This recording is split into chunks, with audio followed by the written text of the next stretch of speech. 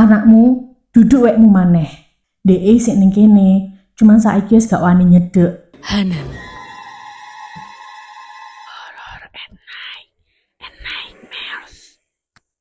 Assalamualaikum warahmatullahi wabarakatuh. Halo Cah, balik lagi di Hanan. Cerita kali ini aku akan bawain kisah tentang tumbal. Kalian percaya nggak sama tumbal? Di Indonesia tuh kayaknya ada berbagai macam nggak sih tumbal? Nah, salah satunya tumbal yang terkenal itu adalah tumbal proyek. Yang ingin mensukseskan apa yang dituju itu, makanya sampai harus mengorbankan sesuatu, bahkan mengorbankan nyawa. Dan itu juga terjadi di salah satu daerah yang ada di Jawa Timur. Kisah ini kisah nyata, aku ambil dari cerita temanku namanya Sari. Dia punya kerabat namanya Raka. Jadi di kota ini dia lagi ada proyek transportasi. Di sana itu suatu waktu kadang tuh ada kejadian meninggal yang nggak wajar gitu. Bahkan orang-orang bilang kalau itu tumbal. Dan itu terjadi di kerabatnya Raka. Jadi suatu ketika si Raka ini tuh cerita sama si Sari. Bahkan si Sari tuh nggak percaya awalnya, tapi karena reaksi si Raka waktu bercerita itu dia sampai gemeteran, mukanya pucat, terus matanya tuh fokus banget. Dia ceritanya pun juga seperti tidak diada-ada gitu. Cerita yang bener-bener serius. Jadi ceritanya, si Raka ini tuh punya sepupu di daerah Sungai Rong. Itu di tempat tinggal kakeknya. Jadi di sana tuh kan ada proyek besar itu. Tiba-tiba si sepupunya si Raka namanya Mbak Ida yang baru aja melahirkan, dia meninggal secara mengenaskan. Dan akhirnya banyak bisik-bisik dari tetangga, masyarakat di sana yang gosipin kalau meninggalnya tuh nggak wajar gitu. Karena aneh banget. Jadi kan biasanya di proyek-proyek transportasi umum gitu kan ada truk proyek tuh. Dan biasanya kan selalu ada petugas proyek yang menjaga. Nah, suatu waktu itu Mbak Ida ini sedang mengendarai motornya, tiba-tiba ada truk proyek di depannya yang mau putar balik, tapi dia mundur dulu dan Mbak Ida ini tuh kemunduran. Jadi dia terlindas truk proyek. Aneh banget kan? Karena itu tuh lokasi yang terjaga banget gitu. Dijaga sama orang-orang proyek di sana. Jadi orang-orang desa situ pada berpikir kalau Mbak Ida ini tuh meninggal nggak wajar. Sampai pada suatu malam setelah pemakaman, bayi Mbak Ida itu nangis. Tapi nangisnya aneh, bukan nangis yang biasa. Kata Raka, dia nangis seperti merintih, serak dan panjang. Dan itu tuh nggak berhenti-berhenti sampai orang di sana pada ikut nenangin tapi nggak berhasil. Udah dikasih susu, dibacain murotal, tapi nggak ada yang mempan. Dan anehnya, begitu lewat jam 12 malam 00, tiba-tiba tangisnya berhenti. Mendadak keadaan jadi sunyi banget. Terus kata Raka, suasana di rumah tuh jadi beda gitu. Padahal pintu dan jendela tuh kan ditutup semua. Jadi ruang angin untuk masuk itu sedikit gitu. Tapi suasananya langsung dingin, langsung buat bulu kuduknya si Raka ini merinding. Terus si bayinya tiba-tiba ketawa. Yang tadinya dia nangis merintih, seperti orang lagi merintih, tiba-tiba dia ketawa. Seperti ada orang yang sedang mendongeng si bayi ini. Padahal di kamar bayi itu nggak ada siapa-siapa. Di situ tiba-tiba kakeknya si Raka berdiri, lalu bilang, "Wes teko maneh."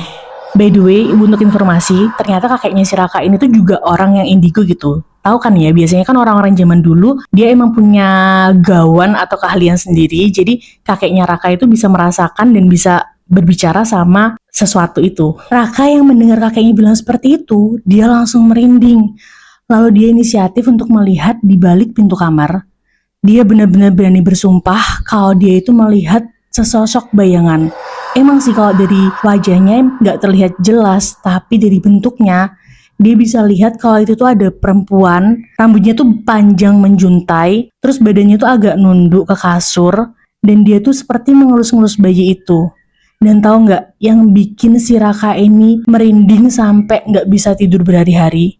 Dia lihat kalau si bayi itu tiba-tiba terangkat, seperti ada sesuatu yang menggendong si bayi itu. Gerakannya halus, pelan, seolah itu adalah hal yang normal. Lalu si kakek Raka langsung masuk kamar. Kakeknya nggak panik, nggak tegang, tapi langsung terucap, "Wes, cukup." Tiba-tiba, bayangan yang seperti mengayun pelan bayi itu berhenti. Nggak pergi, tapi berhenti. Seperti sedang mendengarkan. Lalu si kakek bilang lagi, "Anakmu, duduk wekmu maneh." Suasana semakin dingin. Sampai-sampai si Raka itu terasa mual gitu saking tegangnya. Terus si kakek lanjut, "Aku ngerti, kowe gurung ikhlas. Tapi lek kowe ning kene, anakmu sing sengsara." Hening, lama banget. Terus tiba-tiba bayi itu nangis lagi. Nangisnya kenceng banget, kayak lagi dijatuhkan ke kasur. Dan bayangan itu pelan-pelan mundur ke arah jendela dan menghilang. Sebelum dia menghilang, Raka sempat menengok wajahnya sedikit. Wajahnya pucat, kosong, dan terlihat sedih banget. Dan sejak malam itu, setiap jam 12 malam lewat, bayi itu selalu nangis. Tapi tiba-tiba selalu berhenti sendiri, seperti ada yang lagi ngomong. Dan kakeknya pun juga bilang ke Raka, "Dee sik ning kene, cuman saiki wis gak wani nyedek." "Kenapa kek?" Raka bilang gitu. Lalu kakeknya jawab, "Karena Dee saiki ngerti, kadang cinta paling sakit itu pergi." Raka kira itu akhir dari semuanya. Tapi ternyata itu baru awalnya. Beberapa hari setelah kejadian itu, rumah Deka itu setiap siang tetap ramai seperti biasanya. Tapi ketika malam, rumah duka itu tidak pernah benar-benar sepi. Begitu malam turun, mendekati jam 12.00, suasananya berubah. Kayak ada sesuatu yang ikut bangun. Memasuki malam kelima, Raka tidur di ruang tengah. Si Raka sih udah merinding duluan, tapi bukan karena dia takut. Tapi karena dia tahu kalau sesuatu itu pasti akan datang lagi. Jam di dinding berdetak pelan. Tik, tok, tik, tok. Sampai akhirnya jam 12 malam tepat. Dan benar, bayi itu nangis lagi. Tapi anehnya, kali ini tuh suaranya beda gitu. Suaranya seperti dekat, padahal kan Raka ada di ruang tengah. Dia tidak lagi di dekat kamar bayi. Tapi dia mendengar suara bayi itu dekat, seperti di belakang telinganya si Raka. Lalu si Raka yang awalnya tiduran, dia terbangun, duduk tegak, sambil batin. Pasti ini ada yang gak beres. Si Raka memberanikan diri untuk mengecek kamar bayi. Dia jalan pelan-pelan di atas lantai kayu dan suaranya krek, krek. Dan semakin dekat ke kamar, dia semakin mendengar jelas bahwa suara tangisan itu bukan cuma satu, tapi dua tangisan. Yang satu suara bayi menangis merintih, dan yang satunya lagi seperti suara tangisan wanita dewasa. Pelan, serak, dan Raka berhenti tepat di depan kamar si bayi. Saat itu pintunya sedikit terbuka. Dia mengintip, suasananya sepi, gelap, padahal biasanya lampunya nyala. Lalu pintunya didorong sedikit demi sedikit, dan dia langsung kaget. Karena si bayi gak ada di kasur. Tapi anehnya, selimut yang dipakai si bayi sedikit bergerak seperti ada sesuatu yang baru saja mengangkat si bayi. Tangisan tadi pun masih terdengar. Sekarang semakin jelas dan itu terdengar dari sudut ruangan. Saat dia melihat ke pojok ruangan, terlihat jelas ada perempuan itu sedang menggendong si bayi. Terlihat bayi itu sedang diayun-ayun sambil perempuan itu bilang, "Duk, mandek ya nangisnya." Suaranya kosong, seperti tidak ada nafasnya. Kaku. Aneh banget terdengarnya. Si Raka juga pengen lari, tapi dia gak bisa, tubuhnya mematung. Dia hanya bisa melihat kejadian itu sambil berkeringat, dan tiba-tiba kepala sosok itu menoleh ke Raka. Seakan-akan dia tahu kalau sedang diperhatikan. Dan benar, saat sosok itu melihat si Raka, dia akhirnya lihat jelas bahwa sosok itu adalah Mbak Ida. Mukanya pucat, matanya cekung, dan dia sedang menangis. Air matanya pun hitam menetes ke arah si bayi.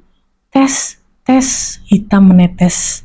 Dan yang paling bikin Raka kaget, tiba-tiba Mbak Ida bilang, "Balik no." Gak lagi lembut seperti saat ngomong pada bayinya. Kayak sedang marah. "Balik no anakku." Akhirnya Raka yang awalnya mematung langsung kaget dan mundur ke belakang. Nafasnya makin gak karuan, dan saat itu juga tiba-tiba pintu kamar terbanting. Brak! Lampu rumah pun mati total. Dalam kegelapan itu, Raka hanya bisa mendengar suara langkah tap, tap, dan tiba-tiba sosok itu ada di sampingnya Raka dan berucap, "Kowe weruh aku." Mendengar itu, Raka langsung berteriak. Seisi rumah langsung kaget dan menghampiri suara teriakan Raka. Akhirnya lampunya nyala lagi tiba-tiba. Dan saat pintu terbuka oleh orang-orang rumah, tiba-tiba si Bayu udah di atas kasur lagi. Dan sosok itu tiba-tiba udah menghilang. Sejak kejadian itu, Raka mengalami trauma yang sangat mendalam dan memilih untuk tidak tidur di rumah kakeknya lagi. Karena Raka tahu kalau sesuatu itu masih belum berakhir. Dan sampai sekarang pun katanya masih sering begitu. Bahkan Raka sempat dengar cerita dari ibunya yang pernah menggendong si bayi. Bayi itu sih umurnya sekarang sekitaran 6 atau 7 bulanan gitu. Dan untuk bayi itu ngomong kan nggak mungkin ya, anak seusia itu kan masih belum bisa ngomong jelas.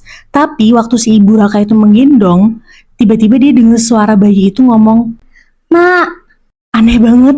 Dan sampai sekarang pun rumah itu masih tetap ditinggali, keadaannya pun juga masih sama seperti sebelumnya, nggak ada pengusiran apapun, yang kalau siang hari rumahnya pun masih kelihatan normal. Tapi kata Raka, kalau kamu kebetulan lewat sana, apalagi jam 12 malam, dan tiba-tiba kamu mendengar suara tangisan, jangan coba mendekat, karena bisa jadi yang nangis itu bukan cuma satu. Dan yang lagi nenangin masih belum benar-benar pergi. Ya, ceritanya udah sampai situ aja.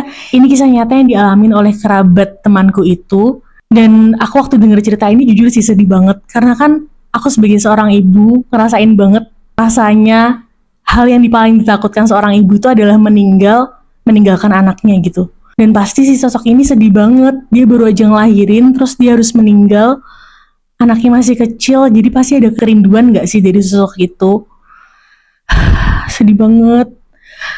Kalau di kalian gimana? Pernah denger atau ngalamin hal serupa atau tentang tumbal gini nggak? Komen dong. Semoga kalian suka dengan ceritanya. Jangan lupa like, comment, and subscribe. Dadah! Hanan.